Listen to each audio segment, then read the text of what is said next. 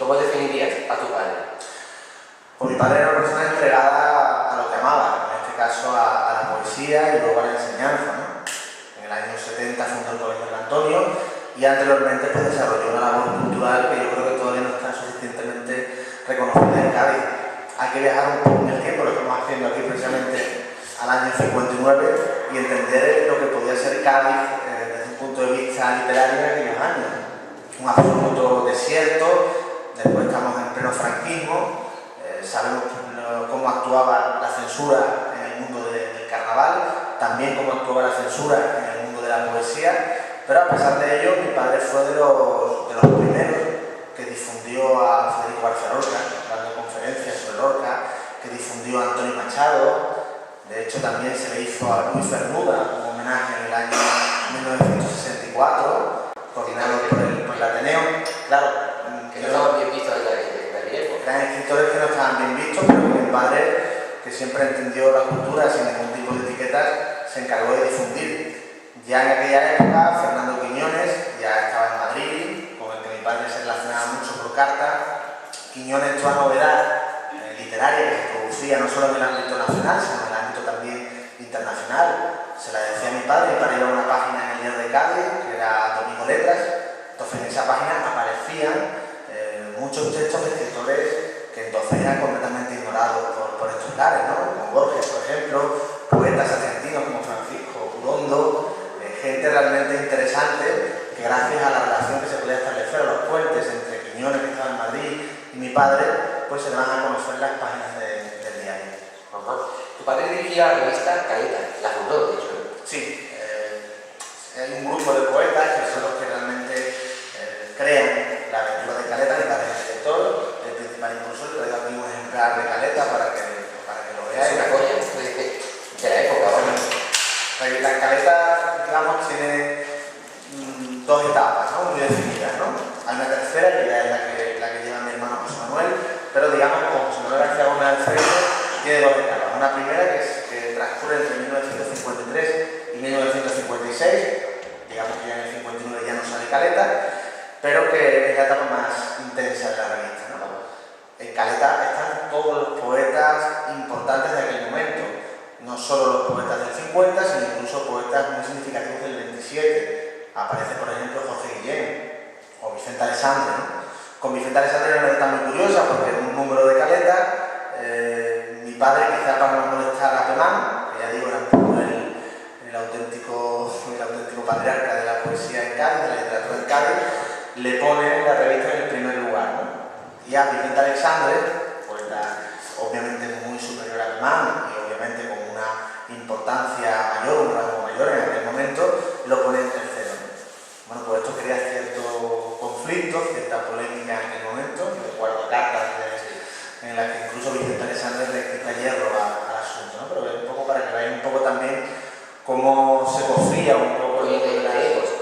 Claro, era una situación evidentemente complicada, ¿no? A mi padre hay que decir que se equivocó, porque Vicente Alessandre era una firma muy importante para la revista que tenía que haber aparecido en el primer lugar, ¿no? Y Caleta es heredera de Platero. Aquí tenemos a Blanca Flores, que está ahora difundiendo con muchísimo acierto a través de la Ruta Quiñones y de muchas otras actividades y del libro de las mijitas que acaba de editar, ¿no? Está difundiendo mucho la obra de Fernando Quiñones. Platero es el antecedente, que tenemos un número 1 de Platero, el antecedente de Caleta. Platero es una revista que viene, la primera posguerra, es la revista más importante que se hace en Cádiz, a nivel literario, a nivel poético, y Caleta es la que recoge un poco el destino, ¿no? Claro, Caleta, en 1959, ¿qué significaba? Es decir, ¿qué significaba esa revista en esa época? Pues lo significaba muchas cosas, ¿no? Santi ha hablado antes del carnaval, lo que es la referencia de la Caleta, de la Caleta para las coplas de carnaval, pero hace los años 50 todos los poetas de aquel momento se iban a recitar versos a la Caleta. La Caleta era el rincón lírico por excelencia, es decir, no solo Pascual, que eran las musas, sino muchos poetas de aquel momento, de ahí el nombre de Caleta, buscar sobre todo una denominación de origen gaditana. Se pensó en principio en la palabra coleta, que era una opción primera que se barajó, pero finalmente se decantaron, mi padre en este caso se decantó por Caleta, ¿no? Y Caleta significaba muchísimas cosas, porque significaba primero darle oportunidad a poetas andaluces que estaban empezando. Manuel Mantero, Rafael Montesinos, muchos poetas importantes empezaron a publicar sus primeros versos aquí. Luego significaba también darle un impulso a la poesía gaditana. Hay números incluso extraordinarios dedicados a poetas gaditanos. Y luego, por supuesto, significaba tener puentes con poetas de Málaga, poetas de Sevilla, poetas también de la capital, y luego también con Latinoamérica. Hay firmas también incluso de poetas que no son solo del ámbito nacional, ¿no? Luis, ¿qué recuerdos tienes tú de José María Pomar? ¿Tú lo conociste? ¿Lo llegas a conocer? Que él fallecía en el 81. En el 81. Bueno, yo he crecido con fotos en casa de Pemán, porque claro, mi padre tenía una relación con Pemán bastante estrecha. La figura de Pemán yo creo que es una figura que hay que conocer más a fondo, ¿no? Tenemos una imagen de Pemán muy estereotipada, ¿no? Pemán, dentro de su ideología, que quien lea la historia de España con sencillez o el poema de la bestia y el ángel no se va a llevar una buena impresión de Pemán, pero es un personaje que luego va a evolucionar, ¿no? Yo creo que es interesante también ver o detectar esa evolución en Pemán, y sobre todo cómo Pemán dinamizó también en cierta manera la poesía en Cádiz, porque Fernando Quiñones lo ha reconocido, ¿no? Cómo Pemán al final servía pues de enlace con muchísima otra gente y de alguna forma era un mentor, ¿no? para muchos poetas, ¿no? Entonces, para mí es una presencia siempre familiar, cercana, porque mi padre tiene una relación muy buena con él, o sea que no puedo decir tampoco lo contrario. No está entre mis poetas preferidos, ni mucho menos, pero no creo que sea tampoco Pemán alguien al que haya que rechazar de plano simplemente por una cuestión ideológica, porque ya insisto, ¿no? Hay artículos de Pemán en la famosa tercera de ABC, sobre todo en los años 60, donde se ve, dentro del conservadurismo que tenía Pemán, pues se ve sin duda una evolución importante, ¿no? Que yo creo que hasta Javier Tusell no ha estudiado. Luis, ¿qué podríamos destacar de la cultura de aquella época, del final de los 50? Pues ¿Has traído cosas? yo he traído cositas, aparte de tengo aquí, por ejemplo, muchísimos recortes de prensa, ¿no? De los años de Cádiz del año 59, además. Es decir, aquí se puede ver la actividad de mi padre frenética en ese año. Estamos hablando de un año en el que también se celebraban en Cádiz los cursos de verano, que hacía la Universidad de Sevilla. En el año 60 viene Jean Cocteau. Imaginaos ustedes un poeta, escritor, cineasta gay, homosexual, que además vino con su pareja y que era invitado por el mismo humano, ¿no? O sea, aquello era como dos mundos, ¿no? Completamente opuestos, ¿no? Pero que es lo que es lo enriquecedor, que se podía producir esa visita de una personalidad como Jean Cocteau en el Cádiz de los años 60, ¿no? Y bueno, aquí pues se ven actividades de mi padre en el Club La Rábida, por ejemplo, en Huelva, en este caso presentado por el poeta sevillano Manuel Mantero. Aquí tenemos muchísimas colaboraciones de mi padre en prensa que dan a entender pues lo intenso que era su agenda en aquellos años, ¿no? Aquí tenemos un recital poético de Pilar Paz Pasamar y de José Manuel García Gómez también vemos mucho digamos todo lo que era la jerga un poco de la época, ¿no? Todo lo que es un poco el boato también de la época oficial, ¿no? He traído también libros que se publicaron en aquel año, libros de poesía, ¿no? Que también dan a entender un poco las relaciones que mi padre establecía con otros poetas y que más o menos te describen lo que es la época, ¿no? Gabriel Celaya, un poeta nada sospechoso, poesía social, ¿no? Aquí está, digamos, lo que yo siempre digo, ¿no? Ahí se ve un poco la riqueza de relaciones que podía establecer José Manuel García Gómez en los años 50. Era amigo de Pemán, sí, pero también se escribía con Gabriel Celaya. A veces, digamos, solo se habla de una cosa que no de la otra, ¿no? Celaya, por ejemplo, tiene este libro dedicado a su mujer Amparo, que se llama Para vosotros dos, dedicado a José Manuel García Gómez, ¿no? Por ejemplo, ¿no? Tenemos a los poetas de Arcos, el grupo Alcaraván, era uno de los grupos más activos poéticamente en los años 50. Aquí tenemos un libro editado en 1959, en la famosa colección Adonais, Editorial Real, Antonio Murciano, La Semilla. Tenemos también... Sobre todo es poesía, sobre todo. Poesía, estamos hablando más bien de la parte de lo que es la poesía Realmente, a nivel de narrativa, en Cádiz en aquellos años, bueno, ya va a aparecer en breve la figura de Ramón Solís, Fernando Quiñones está empezando a hacer cosas, sobre todo en el campo del relato, pero Luis Berenguer en San Fernando, pero lo que culturalmente había más en Cádiz era el tema de la poesía. Una cosa curiosa, ¿no? Lo que comentaba antes, ¿no? La relación que se establecía con poetas sudamericanos. En este caso tenemos a un poeta argentino, Julio Arístides, que le envía un ejemplar de un libro titulado Estar en el Mundo, también editado en el año 1959. Esto da a entender un poco cómo Caleta, como desde un sitio como Cádiz, podían establecerse, yo eso lo veo muy admirable, ¿no? No solo Caleta, sino Platero y otras revistas literarias, que en aquel momento, por las limitaciones que había, ¿no? Porque hoy día mandamos por electrónico y enseguida te comunicas con el mundo, ¿no? Estás en Facebook, estás en Twitter, en aquel momento era mucho más complicado. Y cómo se establecían esos lazos, esas relaciones, para mí da a entender mucho lo que era un poco la poesía de aquel momento. Y había visto ahí una foto, ¿no? Que has traído. Tengo aquí una foto donde aparece precisamente José María Pemán y aparece mi padre, mi jovencito. Pasa que no sé si queréis verla más detenidamente. Aquí también he traído un ejemplar del libro que publiqué sobre él, un poeta mío de las olas, donde también hay recogido muchísimos testimonios, muchísimas fotos también, y el documental de las olas que también le dedicamos. Y todo ello da un poco a entender cómo en aquel 1959 pues, la figura de José Manuel García Gómez aparece como una referencia clara en aquel contexto, ¿no?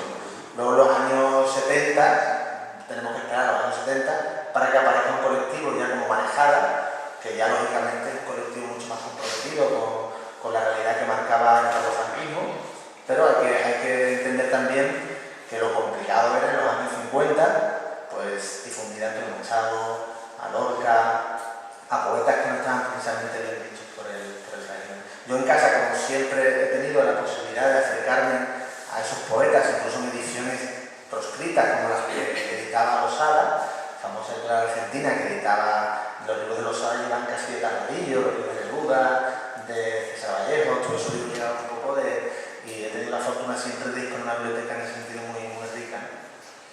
Bueno, la cultura se puede extender a otras de las fiestas de Cádiz, como la Semana Santa, que podríamos destacar en la Semana Santa de finales de los 50. Pues no tiene nada que ver con la Semana Santa de hoy. La Semana Santa de los años 50, una Semana Santa pues muy pobre, a nivel, digamos, de enseres, a nivel de la imaginería, evidentemente era muy rica porque en eso el patrimonio artístico de Cádiz es realmente admirable. En el año 59 ya la oración del huerto y la borriquita venían de Extramuros. O sea que bueno, hoy día la borriquita sale del Carmen, ¿no? Entonces había dos cofradías que venían de Extramuros. Teníamos a Miguel Lainez como el gran imaginero local, el Castillo Lastrucci gaditano, que surtía con muy pocos medios de imágenes a todas las cofradías. Él fue el autor de Reina Félix, una de las imágenes de mayor devoción de Cádiz.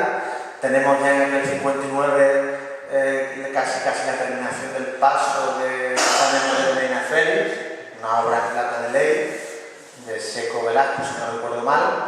En esto, si estuviera aquí tu hermano Jesús, probablemente me corregiría o no. Y en aquel año 59, pues digamos que tenemos esa gran obra, un paso de plata de ley que contrastaba un poco con las dificultades por las que transitaban otras cofradías. Ya sabemos lo que trae el franquismo, el nacionalcatolicismo, se fundan muchas cofradías en aquel momento, pero la Semana Santa yo siempre lo he visto como una tradición que creo que también sobre ella hay muchos prejuicios, ¿no? Cuando muere Franco en el 75, lo lógico sería que la Semana Santa, ¿no? Según esa teoría de que con el franquismo pues la Semana Santa tuvo mucho auge, lo normal sería que la Semana Santa desapareciera, pero no, todo lo contrario, ¿no? La Semana Santa fue a más, ¿no? Porque es una tradición que creo que está también muy, como el carnaval, yo creo que está muy metida es algo muy popular, muy de la gente, y yo creo que en ese sentido forma parte también de Andalucía, la forma de sentir, la forma de ser, el andaluz, más allá incluso de lo que puede ser la ideología. ¿Tu padre fue pregonero? Mi padre pregonó la Semana Santa de Cádiz en el año 1967, la volvió a pregonar en 1980. Cierto es que el segundo pregón caso fue un remake del primero. Yo siempre digo que un pregón de Semana Santa es un pregón de Semana Santa y tratar de reinventarse un pregón de Semana Santa, no sé si Rob lo podría hacer, que es así, pero mi padre no lo pudo hacer, ¿no? Y luego fue mantenedor, siguiendo un poco el tema de Santi, todavía estoy pensando en lo de Núñez, siguiendo el tema de Santi, fue mantenedor de las fiestas típicas en el año 1973 y en el año 1976. Entonces estaba de alcalde Jerónimo Almagro. Entonces el mantenedor era el que le cantaba a la reina de las fiestas típicas en el momento, que como bien sabe Santi, la reina de las fiestas típicas no pasaba por ningún tipo de casting, era nombrada a dedo. Un poco de ese marco. Claro, y bajo que siempre solía ser alguien que estaba relacionada con el poder, o bien local, o recomendado. bueno, Maribel, ¿no? Maribel, la hija de Fraga, por ejemplo, ¿no? Fue, por ejemplo, ¿no? Y luego, bueno, también tenemos también casos un poco de estrellas populares, ¿no? Como el caso de Lolita Sevilla, ¿no? Que vino acá. Bueno, me parece que pues muchísimas gracias por haber estado esta tarde aquí, sobre todo por todo lo que nos has contado y que nos has traído. Gracias a ti por invitarme y sobre todo te deseo también mucha suerte con la novela. Muchísimas gracias.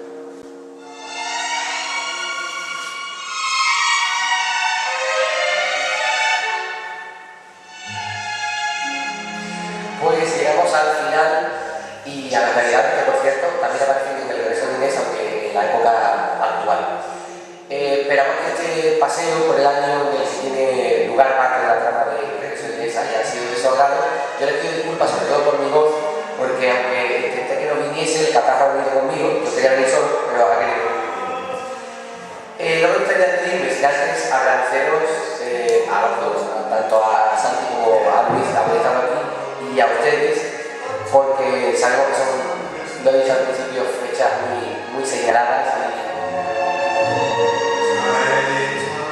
Y antes de terminar, pues me gustaría dedicar este acto y esta unión de amigos y familiares, que es al fin y al cabo lo que pretende ser, pues a alguien a quien le dediqué el regreso de Inés, que además lo pueden ver, que es la dedicatoria del libro. Ella es mi abuela, una persona que hace 2 semanas pues inició ese vuelo hacia el infinito, dejándonos a quien la queríamos pues muy tristes, pero por otra parte muy alegres, sobre todo porque